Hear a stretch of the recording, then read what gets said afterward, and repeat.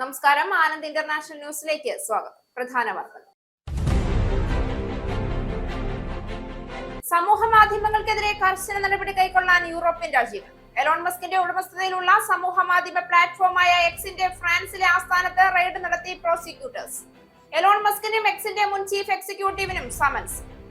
Raid European രാജ്യങ്ങളൊന്നാകെ സമൂഹ മാധ്യമങ്ങൾക്ക് മേൽ കർക്കശ സമീപനം കൈക്കൊള്ളുന്ന പശ്ചാത്തലത്തിൽ 5 വയസ്സിൽ താഴെയുള്ള കുട്ടികൾക്ക് സമൂഹ മാധ്യമ ഇടപെടലുകൾ പൂർണ്ണമായും നിരോധിക്കുന്ന നിയമം ഉടനടി പ്രാബല്യത്തിൽ വരുമെന്ന് പ്രഖ്യാപിച്ച് ഗ്രീസ്. ആർക്കും വേണ്ടാതെ ലണ്ടൻ എന്ന മഹാനഗരം. നഗരത്തിൽ കുറ്റകൃത്യങ്ങൾ വർദ്ധിച്ചു വരുന്നതായാണ് സമീപകാല റിപ്പോർട്ടുകൾ. വീടുകളുടെ വില കൂടി ഉയർന്നതോടെ നഗരം വിടാൻ തുടങ്ങി സാധാരണക്കാർ. ലണ്ടനിലെ സ്കൂളിൽ വിദ്യാർത്ഥികളുടെ എണ്ണം കുറഞ്ഞു. പല സ്കൂളുകളും അടച്ചുപൂട്ടൽ ഭീഷണി. കഴിഞ്ഞ 5 വർഷക്കാലത്തിനിടയിൽ തലസ്ഥാന നഗരത്തിൽ അടച്ചുപൂട്ടിയത് 90 പ്രൈമറി സ്കൂളുകൾ. US പടക്കപ്പലായ USS എബ്രഹാം ലിങ്കണ് നേർക്കുമെന്ന ഇറാന്റെ ഡ്രോൺ അമേരിക്ക വെടിവെച്ചിട്ടു. ആക്രമണ സ്വഭാവത്തോടെ സമീപിച്ചതോടെയാണ് ഇറാനിയൻ ഡ്രോൺ വെടിവെച്ചിട്ടതെന്ന് US സെൻട്രൽ കമാൻഡ്. സംഭവം ചൊവ്വാഴ്ച അറബിക്കടലിൽ വെച്ച്. USുമായുള്ള ആണവ ചർച്ചകൾ വെള്ളിയാഴ്ച ഒമാനിൽ വെച്ച് നടത്തണമെന്ന് ഇറാൻ. USൽ 4 ദിവസമായി തുടരുന്ന ഭാഗിക സർക്കാർ അടച്ചിടൽ അവസാനിച്ചു. അടച്ചിടൽ അവസാനിച്ചത് $1.2 ട്രില്യൺ ചെലവ് പാക്കേജിന് US ഹൗസ് ഓഫ് റിപ്രസെന്റേറ്റീവ്സ് അംഗീകാരം നൽകിയതോടെ. പാക്കേജ് പാസ്സായത് 214-നെതിരെ 217 വോട്ടുകൾ. സ്വന്തം പാർട്ടി നിലപാടിന് വിരുദ്ധമായി വോട്ട് ചെയ്തത് 21 ഡെമോക്രാറ്റുകൾ. USും ഇന്ത്യയും തമ്മിൽ വ്യാപാര കരാറിന് ധാരണയായെങ്കിലും കരാറിൽ വ്യക്തതയില്ല. നിലവിൽ ഉയർന്ന തീരുവ ബാധകമാക്കിയിരിക്കുന്നത് USലേക്കുള്ള 66% ചരക്കു കയറ്റുമതിക്ക്. ഇളവ് പ്രഖ്യാപിച്ചിരിക്കുന്നത് പകരം തീരുവയും. തീരുവ കണക്ക് കൂട്ടുന്നതിലും US പിന്തുടരുക ഏത് രീതിയാകുമെന്നതിലും വ്യക്തതയില്ല. സമഗ്ര വോട്ടർ പട്ടിക തീവ്ര പരിഷ്കരണം ചോദ്യം ചെയ്തുള്ള ഹർജിയിൽ സുപ്രീം കോടതിയിൽ നേരിട്ട് ഹാജരായി പശ്ചിമ ബംഗാൾ മുഖ്യമന്ത്രി മമതാ ബാനർജി. നടപടി ബംഗാളിലെ SIRൽ വലിയ ക്രമക്കേട് ആരോപിച്ച് സമർപ്പിച്ച പെറ്റീഷൻ ഇൻ പേഴ്സൺ ഹർജിയിൽ. സുപ്രീം കോടതിയിൽ സ്വന്തം കേസ് വ്യക്തിപരമായി ബാധിക്കുന്ന ആദ്യത്തെ സിറ്റിംഗ് മുഖ്യമന്ത്രിയാകും മമത. SIRൽ കഴിഞ്ഞ ദിവസമാണ് സുപ്രീം കോടതിയുടെ അടിയന്തര ഇടപെടൽ ആവശ്യപ്പെട്ട് മമതാ ബാനർജി ഹർജി സമർപ്പിച്ചത്. നിയമസഭാ തെരഞ്ഞെടുപ്പിൽ KV തോമസിനെ മത്സരിപ്പിക്കാൻ CPM നീക്കം. KV തോമസിനെ പരിഗണിക്കുന്നത് എറണാകുളം വൈപ്പിൻ സീറ്റുകളിൽ. മത്സരിക്കുന്നത് ഇടത് സ്വതന്ത്രനായി. കോൺഗ്രസിൽ നിന്ന് ഇടതു ക്യാമ്പിലേക്ക് എത്തിയ KV തോമസ് നിലവിൽ സംസ്ഥാന സർക്കാരിന്റെ ഡൽഹിയിലെ പ്രത്യേക പ്രതിനിധിയാണ്. KV തോമസിന്റെ എറണാകുളത്തെ ബന്ധങ്ങളും സാമൂഹിക സമവാക്യങ്ങളും ഗുണകരമാകുമെന്ന പ്രതീക്ഷയിൽ LDF. വാർത്തകൾ വിശദമായി. താരിഫും ഗ്രീൻലാൻഡും ഒക്കെ അമേരിക്കൻ യൂറോപ്യൻ ബന്ധത്തിൽ ചെറിയ വിള്ളലുകൾ വരുത്തിക്കൊണ്ടിരിക്കുന്ന ഒരു സമയമാണിത്. മാറി മാറി വരുന്ന ഭൗമരാഷ്ട്രീയ സാഹചര്യങ്ങളിൽ നിർണായക സ്വാധീനം ചെലുത്തുന്ന സമൂഹ മാധ്യമങ്ങൾക്കെതിരെ കർശന നടപടി കൈക്കൊള്ളാൻ തീരുമാനിച്ചിരിക്കുകയാണ് യൂറോപ്യൻ രാജ്യങ്ങൾ. അതിന്റെ സൂചന എന്നോണം എലോൺ മസ്കിന്റെ ഉടമസ്ഥതയിലുള്ള സമൂഹ മാധ്യമ പ്ലാറ്റ്ഫോമായ എക്സിന്റെ ഫ്രാൻസിലെ ആസ്ഥാനത്ത് പ്രോസിക്യൂട്ടർമാർ റെയ്ഡ് നടത്തി. ചില സൈബർ കുറ്റകൃത്യങ്ങളുമായി ബന്ധപ്പെട്ട് ചോദ്യങ്ങൾക്ക് മറുപടി പറയാൻ ഹാജരാകണമെന്ന് കാണിച്ച് എലോൺ മസ്കിനും എക്സിന്റെ മുൻ ചീഫ് എക്സിക്യൂട്ടീവിനും സമൻസ് അയച്ചിട്ടുമുണ്ട്. അന്വേഷണം നടക്കുന്ന സംഭവങ്ങൾ അരങ്ങേറുന്ന സമയത്ത് ഈ പ്ലാറ്റ്ഫോമിന്റെ ചുമതലക്കാർ എന്ന നിലയിലാണ് മസ്കിനോടും ലിൻഡ യാക്കാരനോടും ചോദ്യം ചെയ്യലിന് ഹാജരാകാൻ ആവശ്യപ്പെട്ടിരിക്കുന്നത്. കഴിഞ്ഞ വർഷം ജൂലൈയിലായിരുന്നു യാക്കാരനോ എക്സ് ചീഫ് എക്സിക്യൂട്ടീവ് സ്ഥാനം ഒഴിഞ്ഞത്. യൂറോപ്യൻ രാജ്യങ്ങൾ ഒന്നാകെ തന്നെ സമൂഹ മാധ്യമങ്ങൾക്ക് മേൽ കർക്കശ സമീപനം കൈക്കൊള്ളുന്ന പശ്ചാത്തലത്തിലാണ് ഈ റെയ്ഡ് എന്നതിന്റെ പ്രാധാന്യം വർദ്ധിപ്പിക്കുന്നു. അതിനിടയിൽ 15 വയസ്സിൽ താഴെയുള്ള കുട്ടികൾക്ക് സമൂഹ മാധ്യമ ഇടപെടലുകൾ പൂർണ്ണമായും നിരോധിക്കുന്ന നിയമം ഉടനടി പ്രാബല്യത്തിൽ വരുമെന്ന് ഗ്രീസ് പ്രഖ്യാപിച്ചു. അതേസമയം 16 വയസ്സിൽ താഴെയുള്ളവർക്ക് സമൂഹ മാധ്യമ ഉപയോഗം നിയന്ത്രിക്കുന്ന അടക്കമുള്ള നടപടികൾക്കായി രൂപം നൽകിക്കൊണ്ടിരിക്കുകയാണെന്ന് സ്പാനിഷ് പ്രധാനമന്ത്രി പെട്രോ സാൻഷസ് അറിയിച്ചു. ഡിജിറ്റൽ വലയുടെ ഇരുണ്ട കുഴികളിൽ നിന്നും കുട്ടികളെ രക്ഷിക്കേണ്ടത് എല്ലാവരുടെയും കടമയാണെന്നും അദ്ദേഹം പറഞ്ഞു. വെറുപ്പും വിദ്വേഷവും പരത്തുന്ന ഉള്ളടക്കങ്ങൾ ഈ സമൂഹ മാധ്യമങ്ങളിൽ വ്യാപകമാകുന്നതായും അദ്ദേഹം ആരോപിച്ചു. 5 ലക്ഷത്തോളം അനധികൃത കുടിയേറ്റക്കാർക്ക് സ്പെയിനിൽ നിയമപരമായി തുടരുന്നതിനുള്ള അനുവാദം നൽകുന്ന തന്റെ നടപടിയെ തെറ്റായി വ്യാഖ്യാനിച്ച് അതിനെതിരെ പ്രചരണം നടത്തിയ മസ്കിന്റെ പ്രവർത്തനത്തെയും സാൻഷസ് വിമർശിച്ചു. എക്സ് പ്ലാറ്റ്ഫോം ഉപയോഗിച്ചായിരുന്നു സ്പെയിൻ സർക്കാർ തീരുമാനത്തിനെതിരെ എലൻ മസ്ക് കടുത്ത വിമർശനം ഉയർത്തിയത്. മസ്ക് ഒരു കുടിയേറ്റക്കാരനാണെന്ന കാര്യം അദ്ദേഹം ഇടയ്ക്കിടെ ഓർക്കണമെന്ന് സ്പാനിഷ് പ്രധാനമന്ത്രി ഓർമ്മിപ്പിച്ചു. അൽഗോരിതം ദുരുപയോഗം ചെയ്തതും ഡാറ്റ നിയമവിരുദ്ധമായി ചോർത്തിയെടുത്തതുമായ സംഭവങ്ങളുടെ പേരിലാണ് ഇപ്പോൾ പാരീസിൽ എക്സ് ആസ്ഥാനത്ത് നടന്ന റെയ്ഡ്. ഇതുമായി ബന്ധപ്പെട്ട കേസ് കൂടുതൽ വിപുലീകരിച്ച് എക്സിന്റെ ആർട്ടിഫിഷ്യൽ ഇന്റലിജൻസ് ടൂളായ ഗ്രോക്കിനെ കുറിച്ചുള്ള പരാതികളും കൂടി ഉൾപ്പെടുത്തിയാണ് അന്വേഷണമെന്ന് പ്രോസിക്യൂട്ടർമാർ അറിയിച്ചു. ലൈംഗിക ചുവയുള്ള ഡീപ് ഫേക്കുകൾ സൃഷ്ടിച്ചതുൾപ്പെടെയുള്ള കാര്യങ്ങൾ പരാതിയായി ലഭിച്ചിട്ടുണ്ട്. ഒരു കാലത്ത് ലോക ജനതയുടെ സ്വപ്നമായിരുന്ന ലണ്ടൻ എന്ന മഹാനഗരം ഇന്ന് ആർക്കും വേണ്ടാതെയാവുകയാണോ എന്ന സംശയം ബലപ്പെടുത്തുന്ന രീതിയിലാണ് കാര്യങ്ങളുടെ പോക്ക്. നഗരത്തിൽ കുറ്റകൃത്യങ്ങൾ വർദ്ധിച്ചു വരുന്നതായാണ് സമീപകാല റിപ്പോർട്ടുകൾ സൂചിപ്പിക്കുന്നത്. അതിനു പുറമെ സാധാരണക്കാർക്ക് താങ്ങാനാവുന്നതിനും അപ്പുറമായി വീടുകളുടെ വില ഉയർന്നതോടെ ഈ വിഭാഗത്തിൽപ്പെടുന്ന പലരും നഗരം വിടാൻ തുടങ്ങി. കുടിയേറ്റക്കാർ പോലും ലണ്ടന് പുറത്തുള്ള ബ്രിട്ടീഷ് ജീവിതമാണ് ഇന്ന് കൊതിക്കുന്നതെന്ന റിപ്പോർട്ടുകളാണ് പുറത്തുവരുന്നത്. അതിനിടയിലാണ് ലണ്ടനിലെ സ്കൂളിൽ വിദ്യാർത്ഥികളുടെ എണ്ണം കുറഞ്ഞു വരുന്നതായി ഞെട്ടിക്കുന്ന റിപ്പോർട്ട് പുറത്തു വരുന്നത്. കഴിഞ്ഞ ഒരു പതിറ്റാണ്ട് കാലമായി പ്രൈമറി സ്കൂളിനെ ബാധിച്ചിരുന്ന ഈ പ്രതിസന്ധി ഇപ്പോൾ സെക്കൻഡറി സ്കൂളുകളിലും എത്തി നിൽക്കുന്നതായി റിപ്പോർട്ടുകൾ പറയുന്നു. ഇത് ഇങ്ങനെ തുടർന്നാൽ അടുത്ത 4 വർഷക്കാലത്തിനിടയിൽ സ്കൂളുകൾക്കുള്ള സർക്കാർ ധനസഹായത്തിൽ 45 മില്യൺ പൗണ്ടിന്റെ കുറവ് വരുമെന്നാണ് കണക്കാക്കപ്പെടുന്നത്. അതോടൊപ്പം പാഠ്യപദ്ധതി വെട്ടിച്ചുരുക്കുവാനും ക്ലാസുകളുടെ എണ്ണം കുറയുവാനും ഹെഡ് ടീച്ചർമാരും നിർബന്ധരായേക്കും. അതുമാത്രമല്ല പല സ്കൂളുകളും അടച്ചുപൂട്ടുന്നതിലേക്കും ഇത് വഴിതെളിക്കും. ഇത് പലരുടെയും തൊഴിലുകളും ഇല്ലാതാക്കുകയും ചെയ്യും. കഴിഞ്ഞ 5 വർഷക്കാലത്തിനിടയിൽ തന്നെ തലസ്ഥാന നഗരത്തിലെ ചുരുങ്ങിയത് 90 പ്രൈമറി സ്കൂളുകളെങ്കിലും അടച്ചുപൂട്ടുകയോ മറ്റുള്ളവയെ ലയിപ്പിക്കുകയോ ചെയ്തിട്ടുണ്ടെന്നാണ് കണക്കുകൾ വ്യക്തമാക്കുന്നത്. ഈ പ്രതിസന്ധിയിൽ ഗ്രസിക്കുക സെക്കൻഡറി സ്കൂളുകളെ ആയിരിക്കും. ഇത്തരമൊരു സാഹചര്യം ഉണ്ടാക്കാൻ പ്രധാന കാരണമായി പറയുന്നത് ജനനനിരക്ക് കുത്തനെ ഇടിയുന്നതാണ്. ഇതിനോടൊപ്പം വർദ്ധിച്ചു വരുന്ന ജീവിത ചെലവുകളും വീട് വില താങ്ങാനാകാതെ കൂടുതൽ ആളുകൾ ലണ്ടൻ വിട്ട് പുറത്തേക്ക് ജീവിതം കരിപ്പിടിപ്പിക്കുന്നതുമൊക്കെ കാരണമാകുന്നുണ്ട്. തലസ്ഥാനത്തെ 33 ബറോകളെ പ്രതിദാനം ചെയ്യുന്ന ലണ്ടൻ കൗൺസിൽസ് പറയുന്നത് സെക്കൻഡറി സ്കൂളിന്റെ ആദ്യ വർഷമായ ഇയർ 7ലേക്ക് ആവശ്യകത 2030 ആകുമ്പോഴേക്കും 7.6% കുറയുമെന്നാണ്. പ്രൈമറി സ്കൂളിലേക്ക് പ്രവേശനം തേടുന്നവരുടെ എണ്ണം ഇക്കാലയളവിൽ 6.4% കുറയുകയും ചെയ്യും. കഴിഞ്ഞ വർഷം ലണ്ടനിലെ സെക്കൻഡറി സ്കൂളിലേക്കുള്ള അപേക്ഷകളുടെ എണ്ണത്തിന്റെ കാര്യത്തിൽ 3.1% കുറവാണ് ദൃശ്യമായത്. എന്നിരുന്നിട്ടും ശരാശരി 30% പേർക്ക് അവർക്ക് ഏറ്റവും അധികം ഇഷ്ടപ്പെട്ട ചോയ്സ് ലഭിക്കാതെ പോയി. സ്കൂളുകൾക്കുള്ള ധനസഹായം നൽകുന്നത് വിദ്യാർത്ഥികളുടെ എണ്ണത്തെ അടിസ്ഥാനമാക്കിയിട്ടായതിനാൽ പ്രൈമറി സ്കൂൾ ധനസഹായത്തിൽ 15 മില്യൺ പൗണ്ടും സെക്കൻഡറി സ്കൂൾ ധനസഹായത്തിൽ 30 മില്യൺ പൗണ്ടും കുറയുമെന്നാണ് ബന്ധപ്പെട്ടവർ പറയുന്നത്. കുട്ടികളുടെ എണ്ണം കുറഞ്ഞു വരികയാണെങ്കിലും അധിക സഹായം ആവശ്യമായ രീതിയിലേക്കാണ് സ്കൂളുകൾ നീങ്ങുന്നതെന്നതും ആശങ്ക ഉയർത്തുന്നുണ്ട്. മാനസികാരോഗ്യക്ഷേമ കാര്യങ്ങളിൽ സ്കൂളുകൾ കൂടുതൽ സഹായങ്ങൾ ആവശ്യമായി വരുന്നതായി കൗൺസിൽ അധികൃതർ പറയുന്നു. തുടർച്ചയായി സ്കൂളിൽ ഹാജരാകാതിരിക്കൽ, ഉയർന്ന ക്ലാസുകളിൽ പഠനം ഉപേക്ഷിക്കൽ തുടങ്ങിയവയും വർദ്ധിച്ചു വരികയാണ്. അതിനെല്ലാം പുറമെ പ്രത്യേക സഹായം ആവശ്യമായ വിദ്യാർത്ഥികളുടെ എണ്ണവും വർദ്ധിക്കുകയാണെന്ന് റിപ്പോർട്ടുകൾ പറയുന്നു. യുകെയിലെ വീടുകളുടെ വിലകൾ 2025 അവസാനത്തോടെ ഉണ്ടായ ചെറിയ ഇടിവിന് ശേഷം 2026 ജനുവരിയിൽ വീണ്ടും കൂടിയതായി റിപ്പോർട്ടുകൾ. നേഷൻ വൈഡ് മോർഗേജ് ലെൻഡറിന്റെ കണക്കു പ്രകാരം ജനുവരിയിൽ വീടുകളുടെ ശരാശരി വില 0.3% വർദ്ധിച്ചത്. നിലവിലെ യുകെയിലെ ഒരു വീടിന്റെ ശരാശരി വില 2,70,873 പൗണ്ടാണ്. ഇത് കഴിഞ്ഞ വർഷത്തേക്കാൾ ഏകദേശം 1% കൂടുതലാണ്. 2026 വീട് വിലകൾ 2 മുതൽ 4% വരെ ഉയരുമെന്നാണ് സാമ്പത്തിക വിദഗ്ധർ പ്രവചിക്കുന്നത്. മോർട്ടഗേജ് പലിശ നിരക്കുകൾ കുറയുകയും ബജറ്റിനെ ചുറ്റിയുള്ള അനിശ്ചിതത്വം കുറയുകയും ചെയ്തതോടെ ഭവന വിപണി മെച്ചപ്പെടുമെന്നാണ് nationwide chief economist Robert ഗാർഡനറുടെ അഭിപ്രായം. ശരാശരി വരുമാനമുള്ള ഒരാൾ 20% ഡൗൺ പേയ്മെന്റ് നൽകി ആദ്യ വീട് വാങ്ങുമ്പോൾ മാസത്തവണ വരുമാനത്തിന്റെ ഏകദേശം 32% വരുമെന്ന് അദ്ദേഹം വ്യക്തമാക്കി.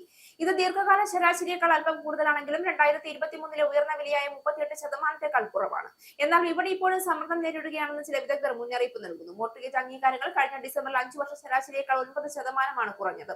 പണപ്പെരുപ്പം ഇപ്പോഴും ഉയർന്ന നിലയിൽ തുടരുന്നതും പലിശ നിരക്ക് ഉടനെ കുറയുമെന്ന പ്രതീക്ഷകൾക്ക് മങ്ങലേറ്റതും വിപണിയെ ബാധിക്കുമെന്നാണ് കരുതപ്പെടുന്നത്.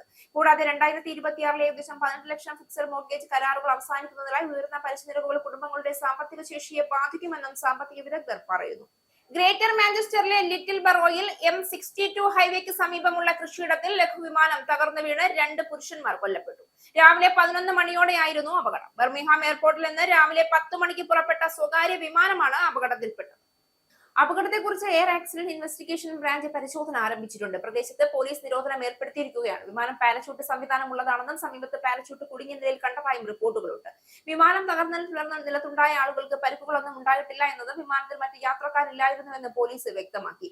ശക്തമായ കാറ്റാണ് പ്രദേശത്ത് ഉണ്ടായിരുന്നതെന്ന് നാട്ടുകാർ പറഞ്ഞു. വലിയ പോലീസ് സന്നാഹവും അഗ്നിരക്ഷാ സേനയും എയർ ആംബുലൻസും സ്ഥലത്തെത്തി. ഇതേറെ ദാരുണമായ സംഭവമാണെന്നും മരിച്ചവരുടെ കുടുംബങ്ങളോടൊപ്പം ഞങ്ങളുടെ പ്രാർത്ഥനകളുണ്ടെന്നും greater Manchester police chief superintendent പറഞ്ഞു. അപകടത്തെക്കുറിച്ച് എന്തെങ്കിലും വിവരം അറിവുള്ളവർ ബന്ധപ്പെടണമെന്ന് പോലീസ് അഭ്യർത്ഥിച്ചു. യുകെയിലെ ഉപയോക്താക്കൾക്ക് അടുത്ത ആഴ്ച മുതൽ പോൺഹബ് വെബ്സൈറ്റിലേക്കുള്ള പ്രവേശനം നിയന്ത്രിക്കുമെന്ന് കമ്പനി അറിയിച്ചു. അശ്ലീല ഉള്ളടക്കമുള്ള സൈറ്റുകൾക്ക് സർക്കാർ കൊണ്ടുവന്ന കർശന പ്രായപരിശോധനാ നിയമങ്ങളാണ് ഈ തീരുമാനത്തിന് കാരണമെന്ന് പോൺഹബ് വ്യക്തമാക്കി. ഫെബ്രുവരി 2 മുതൽ മുൻകൂട്ടി പോൺഹബ് അക്കൗണ്ട് സൃഷ്ടിച്ചിട്ടുള്ളവർക്ക് മാത്രമേ സൈറ്റിലെ ഉള്ളടക്കം കാണാൻ കഴിയൂ. പോൺഹബിന്റെ മാതൃകമ്പനിയായ ഐരോ യുകെയിലെ ഓൺലൈൻ സേഫ്റ്റി ആക്ട് പ്രകാരമുള്ള പ്രായപരിശോധനാ നിബന്ധന കുട്ടികളെ സംരക്ഷിക്കുന്നതിനുള്ള ലക്ഷ്യം പൂർണ്ണമായി കൈവരിച്ചില്ല എന്ന് ആരോപിച്ചു. മറിച്ച് നിയന്ത്രണമില്ലാത്തതും ഇരുണ്ടതുമായ ഇന്റർനെറ്റ് ഇടങ്ങളിലേക്ക് ഉപഭോക്താക്കളെ തള്ളിവിടുകയാണ് ഈ നിയമം ചെയ്തതെന്നും ഐരോ വിമർശിച്ചു. നിയമ ഭേദഗതികൾക്ക് പിന്നാലെ കഴിഞ്ഞ ഒക്ടോബറിൽ തന്നെ പോൺഹബ് സൈറ്റിലേക്കുള്ള ട്രാഫിക് 77% കുറഞ്ഞതായും കമ്പനി അറിയിച്ചു. എന്നാൽ യുകെ മീഡിയ റെഗുലേറ്ററായ ഓഫ്കോം കർശന പരിശോധനകൾ കുട്ടികൾ അനുചിതമായ ഉള്ളടക്കം കാണുന്നത് തടയുന്നതിൽ ഫലപ്രദമാണെന്ന നിലപാട് ആവർത്തിച്ചു. കുട്ടികളുടെ ഓൺലൈൻ സുരക്ഷ ഉറപ്പാക്കുക എന്നതാണ് നിയമത്തിന്റെ പ്രധാന ലക്ഷ്യമെന്നും ഓഫ്കോം വ്യക്തമാക്കി. US പടക്കപ്പലായ USS എബ്രഹാം ലിങ്കണ് നേർക്ക് വന്ന ഇറാന്റെ ഡ്രോൺ വെടിവെച്ചിട്ടു. വിമാനവാഹിനി കപ്പലിനെ ആക്രമണ സ്വഭാവത്തോടെ സമീപിച്ചതോടെയാണ് ഇറാനിയൻ ഡ്രോൺ വെടിവെച്ചിട്ടതെന്ന് USS സെൻട്രൽ കമാൻഡ് വ്യക്തമാക്കി. വിമാനവാഹിനി കപ്പലിനെയും അതിലെ ജീവനക്കാരെയും സംരക്ഷിക്കുന്നതിനാണ് ഡ്രോൺ വെടിവെച്ചിട്ടതെന്നും സെൻട്രൽ കമാൻഡ് വക്താവ് ക്യാപ്റ്റൻ ടിം ഹോക്കിൻസ് പറഞ്ഞു. ചൊവ്വാഴ്ച അറബിക്കടലിൽ വെച്ചായിരുന്നു സംഭവം. കടലിൽ സഞ്ചരിക്കുന്നതിനിടെയാണ് US വിമാനവാഹിനി കപ്പലിനടുത്തേക്ക് അടുക്കുന്ന ഇറാനിയൻ ഡ്രോൺ ശ്രദ്ധയിൽപ്പെട്ടത്. ഉടൻ തന്നെ കപ്പലിലെ F-35C യുദ്ധവിമാനം ഉപയോഗിച്ച് ഡ്രോൺ വെടിവെച്ചിടുകയായിരുന്നു US സൈനിക വക്താവ് പറഞ്ഞു. അതിനിടെ US-ഉമായി ആണവ ചർച്ചകൾ വെള്ളിയാഴ്ച ഒമാനിൽ വെച്ച് നടത്തണമെന്ന് ഇറാൻ അഭ്യർത്ഥിച്ചതായി റിപ്പോർട്ടുകളുണ്ട്. മറ്റ് അറബ് രാജ്യങ്ങളെ ഒഴിവാക്കി US ഇറാൻ ഉഭയകക്ഷി ചർച്ചകളിലേക്ക് പരിമിതപ്പെടുത്താനാണ് ഇറാൻ സമ്മർദ്ദം ചെലുത്തുന്നതെന്നാണ് റിപ്പോർട്ട്. ഇറാൻ US സംഘർഷം വർദ്ധിച്ചു വരുന്ന സാഹചര്യത്തിലാണ് ചർച്ചകൾ വേഗത്തിലാക്കാനുള്ള നീക്കം ഇറാന്റെ ഭാഗത്തു നിന്ന് നടക്കുന്നത്. ഇന്ത്യ-US വ്യാപാര കരാറിനെ വിദേശകാര്യമന്ത്രി S ജയശങ്കറും US സ്റ്റേറ്റ് സെക്രട്ടറി മാർക്കോ റൂബിയോയും സ്വാഗതം ചെയ്തു. വാഷിംഗ്ടണിൽ നടന്ന കൂടിക്കാഴ്ചയിൽ നിർണായക ധാതുക്കളുടെ കണ്ടെത്തൽ, ഖനനം, സംസ്കരണം തുടങ്ങിയ മേഖലകളിൽ ഇരു രാജ്യങ്ങളും തമ്മിലെ സഹകരണം ഔപചാരികമാക്കുന്നതിനുള്ള നടപടികളും ഇരുവരും ചർച്ച ചെയ്തു. വലിയ സാധ്യതയെ വഹിക്കുന്ന ആദ്യ ധാതുക്കളുമായി ബന്ധപ്പെട്ട നിർണായക മന്ത്രിതല യോഗം നടക്കാനിരിക്കെയാണ് ജയശങ്കറുമായുള്ള റൂബിയോയുടെ ഏകാന്ത ചർച്ച. വ്യാപാരം, ഊർജ്ജം, ആണവം, പ്രതിരോധം, സാങ്കേതികവിദ്യ, നിർണായക ധാതുക്കൾ തുടങ്ങിയ വിഷയങ്ങൾ സംഭാഷണത്തിനിടയിൽ ഇടം പിടിച്ചതായി ജയശങ്കർ എക്സിൽ കുറിച്ചു. ഇന്ത്യയും US-ഉം തമ്മിലെ തന്ത്രപരമായ പങ്കാളിത്തത്തിന്റെ വിവിധ വശങ്ങൾ ഇരുവരും ചർച്ച ചെയ്തു. പങ്കുവയ്ക്കുന്ന താൽപര്യങ്ങൾ മുന്നോട്ട് കൊണ്ടുപോകാൻ വിവിധ സംവിധാനങ്ങളുടെ പ്രാരംഭ യോഗങ്ങൾ നടത്താനും ധാരണയായി എന്ന് ജയശങ്കർ വ്യക്തമാക്കി. ട്രംപ് മോദി വ്യാപാര കരാറിനെ ഇരുവരും സ്വാഗതം ചെയ്തതായി സ്റ്റേറ്റ് ഡിപ്പാർട്ട്മെന്റ് അറിയിച്ചു. സാമ്പത്തിക അവസരങ്ങൾ വർദ്ധിപ്പിക്കാനും ഊർജ്ജ സുരക്ഷ ശക്തിപ്പെടുത്താനും ജനാധിപത്യ രാജ്യങ്ങൾ ഒരുമിച്ച് പ്രവർത്തിക്കേണ്ടതിന്റെ പ്രാധാന്യവും യോഗത്തിൽ ഊന്നി പറഞ്ഞു. ക്വാഡ് ഉൾപ്പെടെയുള്ള ബഹുരാഷ്ട്ര വേദികളിലൂടെ സഹകരണം വ്യാപിക്കാനും ഇൻഡോ പസഫിക് മേഖലയിലെ സ്ഥിരതയും സമൃദ്ധിയും സംയുക്ത മുൻഗണനകളുടെ കേന്ദ്രമാണെന്നും ഇരു നേതാക്കളും അഭിപ്രായപ്പെട്ടു. $1.2 ട്രില്യൺ ചെലവ് പാക്കേജിന് US ഹൗസ് ഓഫ് റെപ്രസെന്റേറ്റീവ്സ് അംഗീകാരം നൽകിയതോടെ 4 ദിവസമായി തുടരുകയായിരുന്ന ഭാഗിക സർക്കാർ അടച്ചിടൽ അവസാനിച്ചു. പ്രസിഡന്റ് ഡൊണാൾഡ് ട്രംപിന്റെ ഒപ്പിനായി ബിൽ വൈറ്റ് ഹൌസിലേക്ക് കൈമാറി. ബില്ലിനെ ട്രംപ് പിന്തുണച്ചിട്ടുണ്ട്. 214-നെതിരെ 217 വോട്ടുകൾക്കാണ് പാക്കേജ് പാസ്സായത്. റിപ്പബ്ലിക്കൻ നേതൃത്വത്തിന്റെ പിന്തുണയോടെ 21 ഡെമോക്രാറ്റുകൾ കൂടി ബില്ലിന് അനുകൂലമായി വോട്ട് ചെയ്തു. ഭൂരിഭാഗം ഡെമോക്രാറ്റുകളും 21 റിപ്പബ്ലിക്കൻ അംഗങ്ങളും ബില്ലിനെ എതിർത്തു. ഹോംലാൻഡ് സെക്യൂരിറ്റി വകുപ്പിനുള്ള ധനസഹായം 10 ദിവസത്തേക്ക് മാത്രമാക്കിയതും വോട്ടർ രജിസ്ട്രേഷനായി പൗരത്വ തെളിവ് നിർബന്ധമാകുന്ന സേവ ആക്ട് ഉൾപ്പെടുത്തിയില്ല എന്നതുമാണ് വിമത റിപ്പബ്ലിക്കൻ അംഗങ്ങളുടെ പ്രധാന എതിർപ്പുകൾ. സർക്കാർ പ്രവർത്തനം പുനരാരംഭിക്കാനായി സ്വന്തം പാർട്ടി നിലപാടിന് വിരുദ്ധമായി വോട്ട് ചെയ്ത 21 ഡെമോക്രാറ്റുകളാണ് ബില്ല് പാസ്സാകുന്നതിൽ നിർണായക പങ്ക് വഹിച്ചത്. ഇത് ഐക്യമുണ്ടാകുന്ന പ്രക്രിയയാണ്. അംഗങ്ങളുടെ ആശങ്കകൾ പരിഹരിച്ചാണ് മുന്നോട്ട് പോകുന്നതെന്ന് സ്പീക്കർ മൈക്ക് ജോൺസൺ പറഞ്ഞു. മുൻദിനം തന്നെ റിപ്പബ്ലിക്കൻ അംഗങ്ങൾ ഐക്യത്തോടെ നിൽക്കണമെന്ന് ട്രംപ് ആഹ്വാനം ചെയ്തിരുന്നു. ഇപ്പോൾ മാറ്റങ്ങൾക്ക് ഇടമില്ല, രാജ്യത്തെ ബാധിക്കുന്ന മറ്റൊരു അടച്ചിടൽ ഉണ്ടാകരുത് എന്നാണ് ട്രംപിന്റെ സന്ദേശം. ബിൽ നിയമമായാൽ സെപ്റ്റംബർ 30 വരെ ഫെഡറൽ സർക്കാരിന്റെ ഭൂരിഭാഗം വകുപ്പുകൾക്ക് ധനസഹായം ഉറപ്പാകും. അതേസമയം ആഭ്യന്തര സുരക്ഷാ വകുപ്പിന് ഫെബ്രുവരി 13 വരെ മാത്രമാണ് താൽക്കാലിക ധനസഹായം അനുവദിച്ചിരിക്കുന്നത്. കുടിയേറ്റ നിയമങ്ങൾ നടപ്പാക്കുന്ന IC അടക്കമുള്ള വിഷയങ്ങളിൽ ചർച്ചകൾ നടക്കും. UK-യിലെ മലയാളി സമൂഹത്തിനിടയിൽ പുരോഗമന കലാ സാംസ്കാരിക പ്രവർത്തനങ്ങൾക്കും സാമൂഹ്യ സേവന പ്രവർത്തനങ്ങൾക്കും നേതൃത്വം നൽകുന്ന സമീക്ഷ UK-യുടെ 8ാം നാഷണൽ സമ്മേളനം 2026 മെയ് 2-ന് നടത്തും. UK-യിലെ വിവിധ ഏരിയകളിൽ നിന്നുള്ള പ്രതിനിധികളും പ്രവർത്തകരും സമ്മേളനത്തിൽ പങ്കെടുക്കും. സംഘടനയുടെ കഴിഞ്ഞ പ്രവർത്തനങ്ങൾ വിലയിരുത്തുക, ഭാവി പ്രവർത്തന പദ്ധതികൾ രൂപപ്പെടുത്തുക, സംഘടനയുടെ ഘടനയും പ്രവർത്തന സംവിധാനങ്ങളും ശക്തിപ്പെടുത്തുക എന്നീ കാര്യങ്ങൾ സമ്മേളനം ചർച്ച ചെയ്യും. കലാ സാംസ്കാരിക പരിപാടികൾ, സാമൂഹ്യ സേവന പ്രവർത്തനങ്ങളുടെ പുതിയ പദ്ധതി പ്രഖ്യാപനങ്ങൾ, സംഘടനാ നിർദ്ദേശങ്ങളും തീരുമാനങ്ങളും സമ്മേളനത്തിന്റെ ഭാഗമായി ഉണ്ടാകും. UK മലയാളി സമൂഹത്തിന്റെ കൂട്ടായ്മയും ഐക്യവും പുരോഗമന നിലപാടുകളും കൂടുതൽ ശക്തിപ്പെടുത്തുന്നതിനുള്ള ഒരു വേദിയാകുമെന്നാണ് നാഷണൽ കമ്മിറ്റി അറിയിച്ചത്. UK-യിലെ എല്ലാ ഏരിയ അല്ലെങ്കിൽ യൂണിറ്റ് കമ്മിറ്റികളും സമ്മേളനത്തിനായി ഏകോപിതമായി തയ്യാറെടുപ്പുകൾ നടത്തുകയാണ്. അംഗങ്ങളും അഭ്യുദയകാംക്ഷികളും പരമാവധി പങ്കെടുത്ത് സമ്മേളനം വിജയിപ്പിക്കണമെന്ന് സമീക്ഷ UK അഭ്യർത്ഥിച്ചു. ഇനി പൗണ്ട്, യൂറോ, ഡോളർ, രൂപ ഇന്നത്തെ വിനിമയ നിരക്ക്. ഒരു പൗണ്ട് 124 ഇന്ത്യൻ രൂപ, ഒരു പൗണ്ട് 1.16 യൂറോ, ഒരു US ഡോളർ 90.47 ഇന്ത്യൻ രൂപ, ഒരു യൂറോ 107.01 ഇന്ത്യൻ രൂപ, ഒരു പൗണ്ട് 1.37 US ഡോളർ, ഒരു കനേഡിയൻ ഡോളർ 66.35 ഇന്ത്യൻ രൂപ. ഇനി ഒരു ഇടവേളയ്ക്കു ശേഷം നാഷണൽ ന്യൂസ്.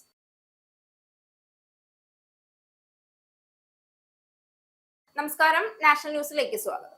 US-ഉം ഇന്ത്യയും തമ്മിൽ വ്യാപാര കരാറിന് ധാരണയായെങ്കിലും ഒട്ടേറെ കാര്യങ്ങളിൽ വ്യക്തത വരേണ്ടതുണ്ട്. നിലവിൽ US-ലേക്കുള്ള 66% ചരക്കു കയറ്റുമതിക്കും ഏതെങ്കിലും തരത്തിലുള്ള ഉയർന്ന തീരുവ ബാധകമാണ്. ഇതിൽ 50% പകരം തീരുവ ചുമത്തിയിരിക്കുന്നത് 55.8%.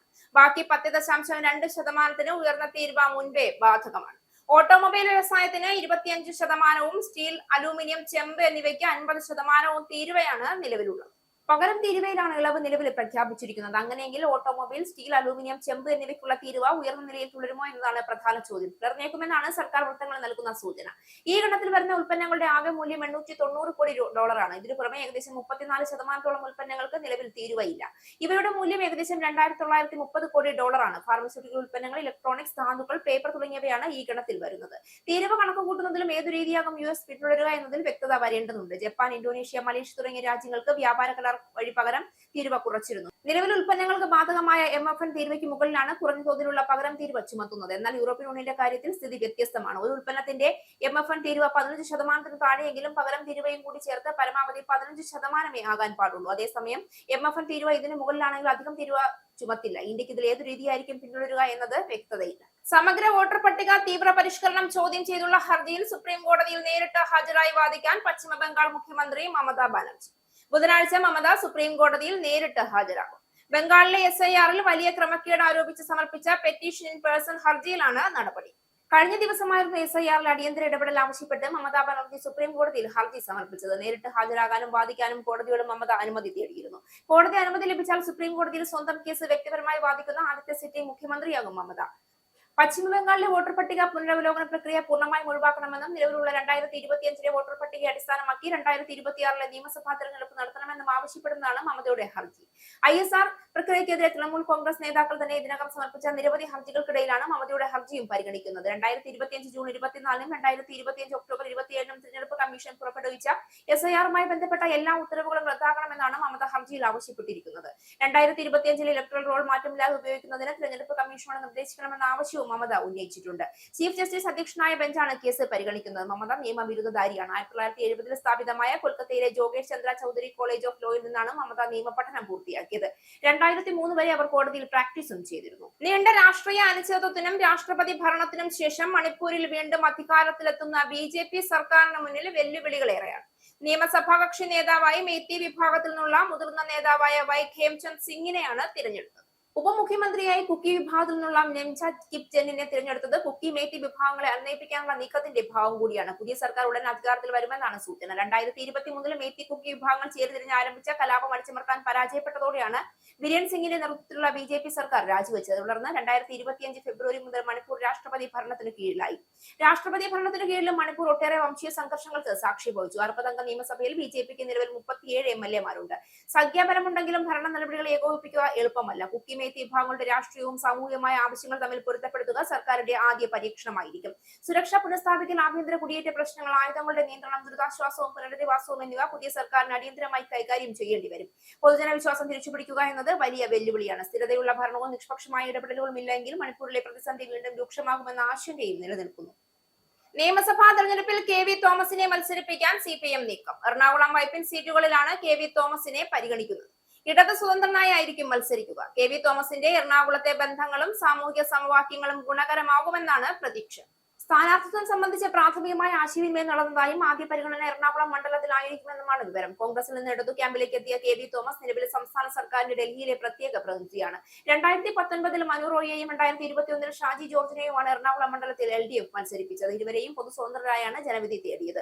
ഇത്തവണയും ഇതേ രീതി പിന്തുടരാനാണ് നീക്കം. ഇതിന് അനുയോജ്യൻ KV തോമസ് ആണെന്നാണ് ഇടതുപക്ഷത്തിന്റെ വിലയിരുത്തൽ. കോൺഗ്രസിന്റെ മണ്ഡലമായ എറണാകുളം ജനകീയനായ KV തോമസിലൂടെ പിടിച്ചെടുക്കാൻ സാധിച്ചേക്കുമെന്നാണ് നിഗമനം. വൈപ്പിനിൽ KM ഉണ്ണികൃഷ്ണനെ മാറ്റി ഏതെങ്കിലും ഒരു പരീക്ഷണത്തിലേക്ക് പോകേണ്ട സാഹചര്യം ഉണ്ട് എങ്കിൽ KV തോമസിനെ ഇവിടെ മത്സരിപ്പിക്കാനും സാധ്യതയുണ്ട്.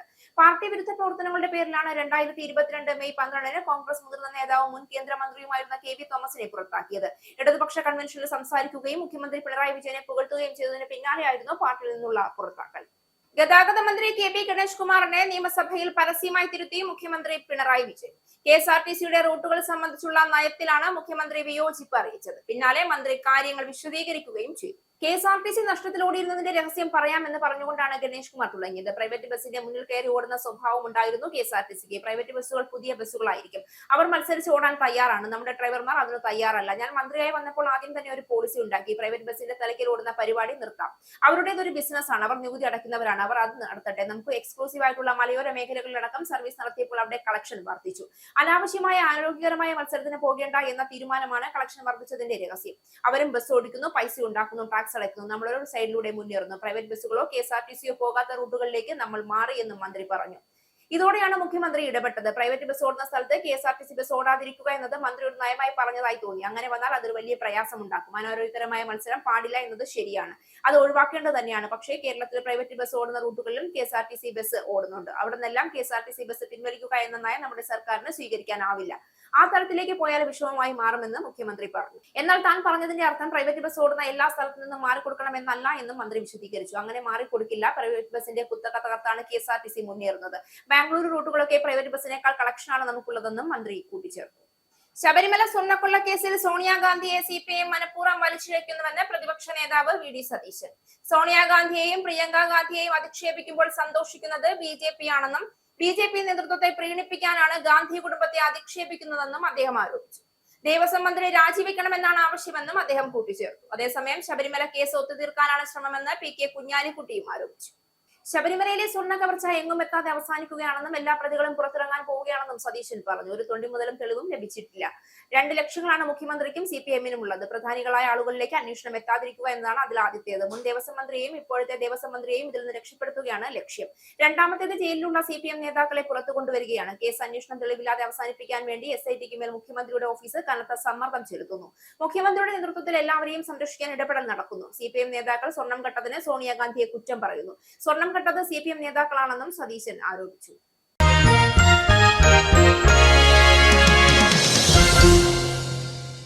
ഫെബ്രുവരി 7 ആരംഭിക്കുന്ന 2020 ലോകകപ്പിനുള്ള തയ്യാറെടുപ്പിലാണ് ഇന്ത്യൻ ക്രിക്കറ്റ് ടീം. സ്വന്തം മണ്ണിലും ശ്രീലങ്കയിലുമായി നടക്കുന്ന ലോകകപ്പ് നിലനിർത്താനാണ് നിലവിലെ ചാമ്പ്യന്മാരായ ഇന്ത്യ കച്ചകെട്ടുന്നത്.